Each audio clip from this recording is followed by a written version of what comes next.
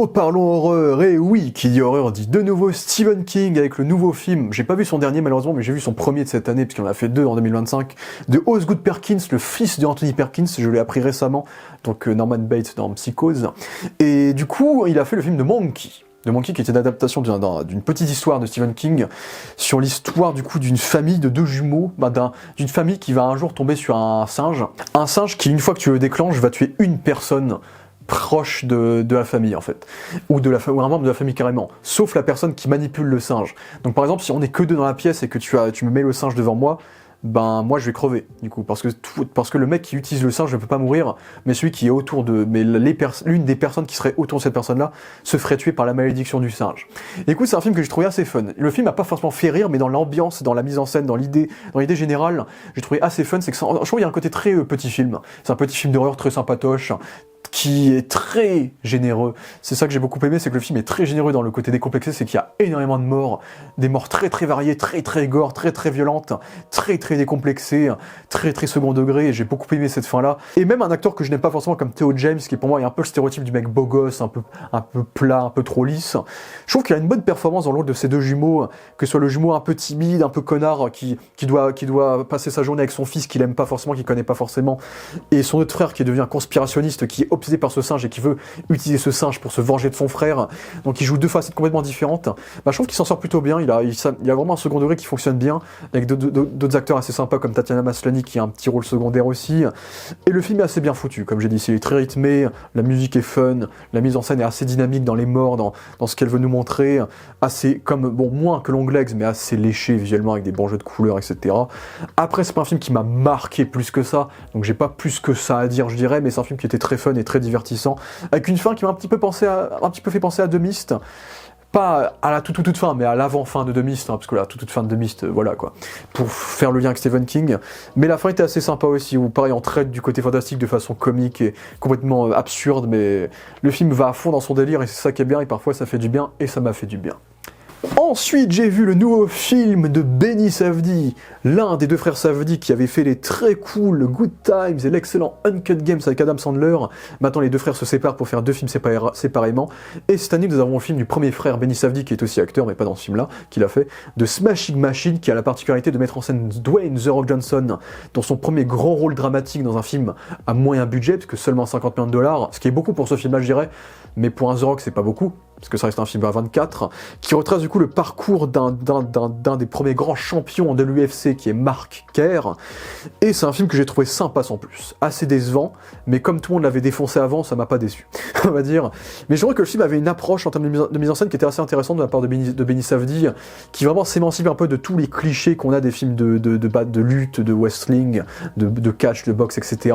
Vraiment, j'aime beaucoup le fait qu'il mette en scène les combats toujours derrière les filets. Il met tout le temps en scène les combats derrière les filets, du coup on est jamais on suit tout de façon purement documentaire du point de vue d'un spectateur. C'est quasiment tout le film est filmé comme ça, caméra épaule, qui tremble, très terre à terre. C'est que t'as toute cette séquence que je n'ai jamais vue auparavant, où tu suis The Rock qui a perdu un combat marqué, qui sort du ring, et on le voit suivre, monter tout l'étage jusqu'à les vestiaires, on le voit pleurer. Donc tu as tout ce plan séquence qui est très intéressant, où tu vois le personnage se morfondre sur lui-même, et la mise en scène est assez cool. J'aime beaucoup les séquences un peu en mode télécathodique, où tu mets en scène le personnage dans son époque, en mode star des années 80-90, donc il y a un petit côté mise en exergue du personnage qui est assez cool, et ensuite tu le mets en scène avec les caméras à épaules en mode documentaire, où ça le remet plus dans un état humain, je trouve. Je trouve que la mise en scène est assez intéressante.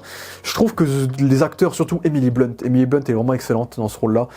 Emily Blunt, il faut lui donner un rôle principal. Là, elle joue encore, comme dans Oppenheimer, elle joue encore la femme d'eux. Mais là, elle joue un personnage qui est tellement aux antipodes de ce qu'on la voit jouer habituellement. Cette espèce de bimbo qui envie tout le temps ses copines, qui adore faire la fête. Là où son mari est trop obsédé par se droguer, par gagner en force et par les combats. Et Mark Kerr, c'est un personnage qui est obsédé par son ambition. Et je trouve que The Rock le joue plutôt bien. En fait, je trouve qu'en fait, il a un rôle qui est assez sobre, en fait. C'est que, du coup, je trouve qu'il y a en fait, on dirait le vrai The Rock, un peu, mais plus timide. C'est qu'il y a ce côté The Rock qui sourit, qui est très souriant, qui est très cool, qui essaie d'avoir une bonne pub, mais plus modéré. Il a une voix un peu plus naïve. Il a une voix plus naïve, il pose un peu plus le ton. Et des fois, il y a des séquences où il pète des plombs, où il pète des portes, où il est un peu plus extravagant dans ses réactions. Et c'est aussi ça que je trouvais un peu trop classique, c'est que c'est vraiment le film fait pour les Oscars. mais qui ne sera pas forcément nommé aux Oscars. C'est un peu ça de Smashing Machine. C'est que tu as on coche toutes les cases du film à Oscar, du mec du Rise and Fall, il devient connu, il devient une merde, entre guillemets, il va s'embrouiller avec sa femme, il va péter une porte, il va pleurer, il va crier, il va gueuler. Genre, c'est vraiment, je trouve le film trop académique, je dirais, et je trouve le film, je trouve, cible assez mal ses intentions. C'est que c'est un film qui, des fois, nous montre le personnage de Marker s'exercer, montrer que c'est un ambitieux, que c'est un égocentrique, qui veut tout faire pour gagner, et donc mettant de côté un peu ses relations amoureuses, etc.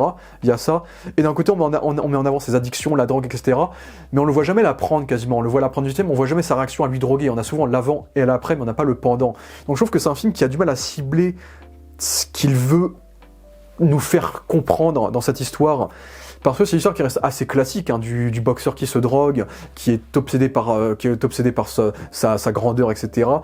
Et le film, au final, va pas plus loin que ça, reste assez mesuré, assez classique dans sa narration, et assez vu et revu malheureusement. Là où la mise en scène essaye d'être un peu originale, et les Rock essayent de faire un effort en termes d'acting, sans être extraordinaire, bah, je trouve le film assez osef. Ok, j'ai bien aimé la fin où tu fais la transition avec le vrai Marker, mais voilà quoi. En vrai, j'ai rien à dire. C'est un film, il m'a un peu sorti comme ça. Donc c'était vraiment les éléments qui m'avaient marqué, mais en vrai, de Smashing Machine, il m'a un peu smashé quoi. Ça, j'ai plus tout en tête, on va dire. Maintenant, parlons de Sirat, réalisé par Oliver Lakshay. J'espère que j'ai à peu près bien prononcé le nom du réalisateur. Donc un film que j'avais raté au Festival de Cannes, et j'avais entendu un peu de tous les mots, c'est que j'ai vu beaucoup de critiques. En général, les critiques disaient que c'était un grand film, un chef-d'œuvre, etc. Et à côté, j'ai des amis qui ont adoré le film, et j'en ai d'autres qui ont détesté le film, qui ont passé la pire séance de leur vie. Donc je l'ai rattrapé avec un peu de retard, et j'avais pas mal d'a priori par rapport au film. Et personnellement, en me concernant ma personne, mon avis à moi-même, eh bien, j'ai trouvé ça sympathique sans plus. En fait, j'ai trouvé ça sympa, j'ai passé un bon moment. J'avais peur que ce soit un film d'auteur chiant où il se passe pas grand-chose. Je ne me suis pas ennuyé, je trouve que le film est assez bien rythmé, ça se passe bien. Je trouve qu'il y a l'ambiance est assez originale, c'est surtout ça qui fait parler dans le film. C'est ce côté rave party dans un désert, où écoute, tu as presque cette ambiance techno-musicale, sous cette ambiance désertique sur les Sirat et le Sahara, je crois. Donc ça crée une ambiance qui est très particulière, très spirituelle, qui va ressortir de nos différents personnages protagonistes, dans une histoire qui a ce petit côté international que j'aime bien, où tu as ces personnages espagnols qui doivent parler à des gens qui parlent français, arabe, anglais, etc. Donc il y a cette échelle-là que j'aime bien et qui fait très Cannes, hein, bien sûr, parce que du coup, maintenant, tout le monde peut aller le voir au Festival de Cannes, puisqu'il y a toutes les langues, bref.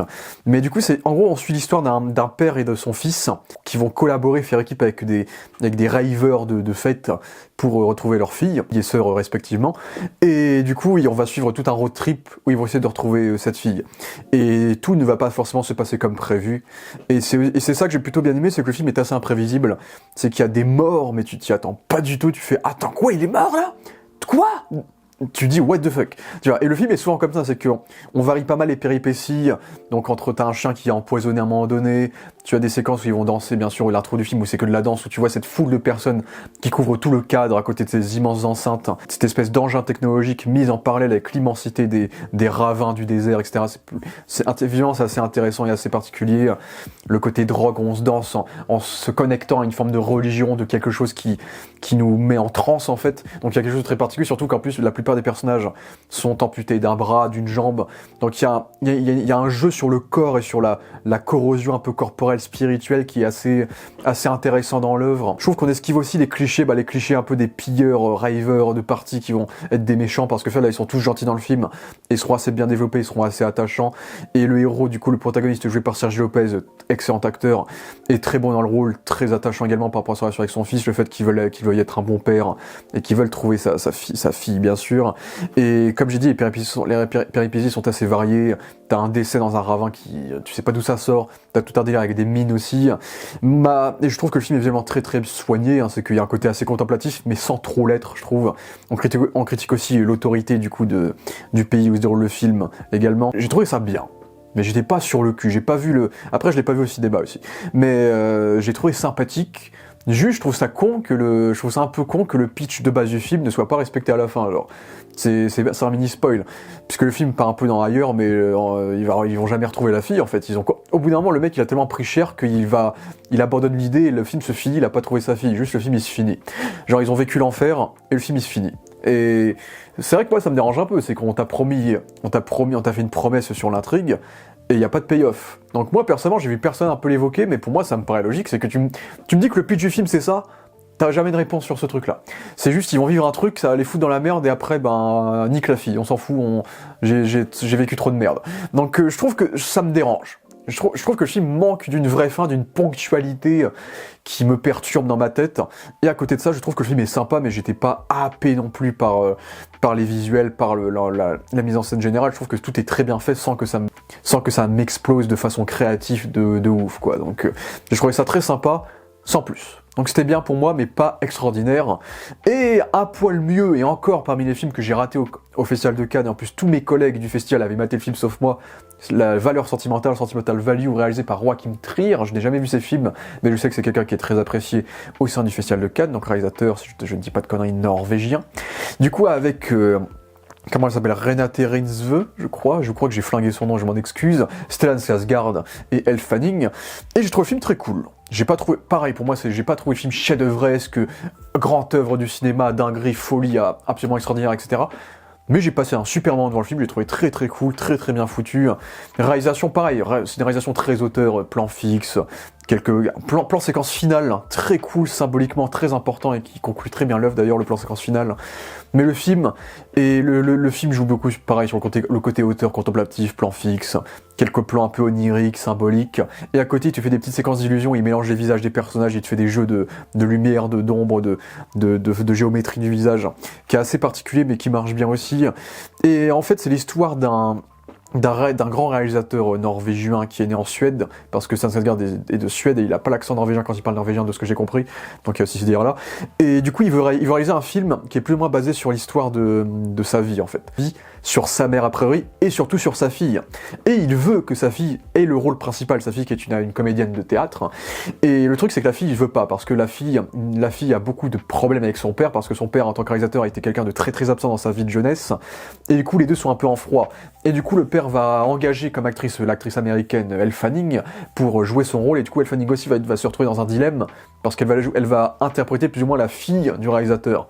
Alors que la fille à côté... elle sait pas trop quoi en penser, quoi. Du coup, il y a tout un dilemme sur le cinéma qui est assez beau, parce qu'en fait, c'est un film qui nous montre l'importance du cinéma et à quel point le cinéma peut créer des liens et peut séparer des liens, parce que c'est aussi à cause de ça qu'ils sont en froid au début du film. C'est un réalisateur qui s'est trop absenté durant leur vie, à sa fille et à son autre fille, parce qu'il y a une sœur aussi qui est très très bien dans le film. Mais aussi, le cinéma, c'est que Stellan Skarsgård, je trouve que c'est un personnage qui est fascinant et il est vraiment formidable, et je pense que c'était vraiment son année à Stellan Skarsgård. Entre ça et Andor, il était absolument formidable. Toujours, j'ai envie de dire, mais je suis très content pour lui. C'est un personnage qui m'a pas mal attaché, parce que c'est un personnage, on sent que ce qu'il veut faire, on sent qu'il veut redevenir proche de ses enfants, on sent qu'il les aime, mais on sent que la passion du cinéma l'avale trop et le dévore trop et dépasse presque ça. Du coup, il va faire une œuvre cinématographique qui va rendre hommage à ses enfants et qui va plus ou moins devenir une preuve d'amour pour ses enfants. Et le truc, c'est que Stellan Skarsgård, pendant tout le film, il est incapable de montrer une preuve d'amour à ses enfants. C'est qu'il est il fait le mec un peu cool, parfois il est charrié un peu, etc. Il fait le vieux con un peu. Mais c'est un personnage qui est incapable de dire je t'aime à ta fille, quoi. Et du coup, pendant tout le film, il est en froid avec sa fille. Mais en même temps, il est en train de faire un film qui représente sa preuve d'amour envers sa fille. Donc je trouve qu'il y a une beauté sur le fait qu'on puisse exprimer nos émotions par l'art, parce qu'on est incapable de l'exprimer par la parole et par notre présence physique en fait. Et donc on a besoin de le raconter de façon fictive avec une caméra et autres. Donc je trouve qu'il y a quelque chose de très poétique dans ce personnage qui marche très bien. Et même avec Elle Fanning, c'est que Elle Fanning, j'avais peur qu'elle fasse tâche dans toutes ces histoires norvégiennes, mais je trouve qu'elle a un rôle assez... En fait, elle a le rôle de l'intrus, un peu. C'est pour ça qu'en plus, le fait qu'elle soit américaine et du coup il y a des séquences qui soient parlées en anglais dans le film, ça renforce ce côté intrus, où c'est un personnage qui essaye de rentrer à fond dans ce rôle-là, mais qui se sent pas forcément à sa place. Du coup, elle est dans un dilemme où elle se demande si elle va refuser, accepter ou pas. Et je trouve que je trouve déjà qu'il y a un côté très éducatif dans le film que j'aime bien. Je trouve ça cool de voir tout un film où tu vois comment un réalisateur recrute une actrice et comment ils font les répètes, comment ils discutent ensemble, comment ils collaborent ensemble, et comment à un moment donné un acteur peut abandonner un rôle après tout ce temps pour que quelqu'un d'autre reprenne le rôle, par exemple. Donc je trouve qu'il y a un côté, je trouve qu'il y a une mise en valeur de comment, du procédé du procédé de la relation entre acteur et réalisateur que je trouvais assez fascinante et qui était assez instructif pour les gens qui aiment le cinéma. Et d'ailleurs, il y a une petite réplique sur Netflix qui est assez marrante aussi, assez actuel. Et le personnage de Renate Reinsve, j'ai adoré la séquence d'intro dans le théâtre où elle est en panique totale, on sait pas si elle va rentrer sur scène ou pas, et on sent le stress avec elle, et je trouve qu'elle le joue vraiment bien. Et c'est un personnage qui est extrêmement bien, c'est que c'est un personnage qui est assez brisé psychologiquement par rapport à sa jeunesse, et qui aime son père, mais qui a du mal à l'exprimer, et elle est très très bien dans ce rôle-là. Et puis le film aussi, j'aime bien jouer sur les temporalités, c'est que parfois tu as des voyages dans le temps, on récap la vie d'un personnage des années 80 à aujourd'hui, on récap autre chose, avec un narrateur un peu bizarre, donc il y a un petit décalage, un petit côté décalé qui paradoxalement fonctionne dans cette approche assez dramatique. De l'œuvre, c'est un film de famille dramatique, mais c'est un film que j'ai trouvé assez beau. C'était pas une folie non plus, j'étais pas comme un fou, mais c'est un film qui m'a plutôt touché, que j'ai trouvé assez cool, et j'ai passé un super moment devant, j'ai trouvé assez bien rythmé, assez intéressant, surtout si vous aimez le cinéma, donc je ne peux que vous le recommander. Ensuite sur Netflix, j'ai vu le dernier opus de À couteau tiré, donc Wake Up Dead Man, du coup le nouvel opus de cette trilogie À couteau tiré de Rian Johnson, donc cette trilogie des Whodunit avec Benoît Blanc joué par Daniel Craig. Je n'ai jamais parlé de ces 3 films-là, mais moi j'aime bien cette petite trilogie, ça me fait plaisir de voir le Whodunit remis à l'honneur dans une franchise plus ou moins populaire qui marche bien et qui fait bien parler d'elle, avec un gros casting, etc. C'est quelque chose qui fait plaisir, que Kenneth Branagh arrive beaucoup moins à retranscrire avec ses films Hercule Poirot, et Rian Johnson y arrive. Je trouve que le premier À couteau tiré avec Chris Evans, Ana de Armas, etc., il était très très fun, très très cool, très très sympa, très drôle, une ambiance décalée qui marche très très bien. Le deuxième avec Edward Norton, qu'on voit plus trop maintenant et que j'aime bien, Dave Bautista et compagnie, j'avais aussi beaucoup apprécié, j'avais trouvé ça très sympa de critiquer un peu. En fait, on a le premier film qui traite un peu de la vieille bourgeoisie, un peu has-been, on veut voler l'héritage, face au deuxième film où là on a clairement une critique à la Elon Musk, où du coup tu as ce mec qui va inviter des riches dans sa villa en forme d'oignon de cristal. Donc je trouve que les deux films avaient des ambiances assez différentes, et tout en préservant cette sève un peu cynique que la saga a. Et ce film va encore plus loin dans cet aspect. Dans le sens où cette fois on est sur une histoire d'église. Donc là ce film-là va traiter de la foi, en nous montrant un personnage agnostique, joué donc Benoît Blanc, qui est agnostique et qui va devoir enquêter dans cette affaire d'église, parce que l'affaire le fascine, mais lui il est pas croyant sinon, mais qui a quand même respecté la croyance des autres et être un personnage assez positif malgré tout. Même si c'est un personnage qui est homosexuel et qui est donc, je pense, anti-religieux, c'est aussi ça qui a été explicité dans les films d'avant. Et en vérité, ce que j'aime bien dans ce film-là, c'est que pour le coup, on a Benoît Blanc est plus secondaire dans celui-là. Le vrai héros du film, c'est vraiment Josh O'Connor, qui est l'un des grands acteurs actuels de la nouvelle génération, qui est excellent dans son rôle magistral, que j'aime beaucoup, que j'aime de plus en plus, Josh O'Connor. Et en fait, il joue un jeune pasteur qui a été invité à participer à une église à mener les messes, à mener les activités d'une église menée par Josh Brolin, donc qui joue une espèce de pasteur très trumpiste. C'est clairement un mec qui manipule les gens via la religion, pour prôner ses propres idéaux extrémistes, et en plus ces idéaux sont propagés par les gens qui sont fidèles à lui, qui forment presque une forme de culte auprès de lui en fait. Et Josh Brolin aussi a une très belle année avec ça, avec Running Man et avec Weapons, donc il a un rôle où il s'amuse beaucoup, et du coup le film traite beaucoup de la foi, il traite de ce personnage qui... Et en fait, le film traite de l'assassinat de Josh Brolin. Josh Brolin a été tué, et du coup, Josh O'Connor est le suspect numéro 1. Et du coup, pendant tout le film, Josh O'Connor va essayer de collaborer avec Benoît Blanc pour prouver qu'il n'est pas le suspect numéro 1, qu'il ne l'a pas tué, etc. Et donc, c'est un film, je trouve, qui est assez intéressant. Visuellement, j'ai bien aimé. Il y avait un petit côté Argento avec le fait que tu as les vitrailles d'église très colorées. Tu as une séquence d'église qui est très très rouge et qui joue un peu sur les contrastes de couleurs pour nous piéger en tant que fans, pour nous faire symboliser quelque chose de diabolique qui ne l'est pas forcément après. Donc, on s'amuse pas mal sur la mise en scène sur ça. Mais après, le film, je le trouve pas non plus magnifique visuellement, et je trouve que la réalisation reste assez classique, c'est pas extraordinaire, c'est tout assez sobre, on va dire. Mais on a un beau casting qui fonctionne plutôt bien, mais qui malheureusement, je trouve qu'il est beaucoup plus sous-exploité que le casting des deux films d'avant. D'après mes souvenirs, c'est que dans ce film-là, on a Josh O'Connor qui est super bien exploité, Josh Brolin, je pense que c'est la victime, entre les victimes des 3 films, qui a le plus de temps d'écran et qui est le plus exploité de l'œuvre, et c'est cool parce que Josh Brolin, il s'amuse vraiment dans cette parodie un peu trumpiste d'un pasteur un peu extrême, et c'est assez intéressant, et du coup c'est une grosse critique de l'Amérique, ce film-là. Il y a toute une séquence où t'as un personnage qui filme Josh Brolin, qui fait des métaphores par rapport à Star Wars, en disant que les rebelles c'est des fascistes, etc., donc ça m'a beaucoup fait rire aussi, les parallèles un peu inversés, et cet acteur-là est très bien, est très bon et très drôle, et j'aime bien le côté un peu youtubeur extrémiste qui propage des citations de façon violente, c'est aussi un truc assez moderne. Et à côté tu as des acteurs qui sont un peu moins bien exploités. Je trouve que Jeremy Renner il joue un personnage un peu dépressif, qui a une vie de merde, qui est sympathique, mais que je trouve un peu trop sous-exploité, malheureusement. Surtout que je crois que c'est son premier film depuis son accident, donc c'est un peu dommage. Andrew Scott, excellent acteur, très sous-exploité aussi. Kelly Spenny, qui est une des grandes actrices de cette génération, sous-utilisée aussi. Glenn Close par contre, extrêmement bien utilisée, elle s'amuse beaucoup, elle a un rôle de personnage un peu timbré, un peu faux-folle, très très fidèle à ses croyances, et qui devient par la suite assez attachante, alors qu'au début c'est un peu une conne on va dire, mais Glenn Close elle vole le show dans chacune de ses séquences. Il y a aussi Kelly Washington, j'étais content de la voir parce qu'elle a plus une carrière de fou récemment, et on n'en fait rien non plus.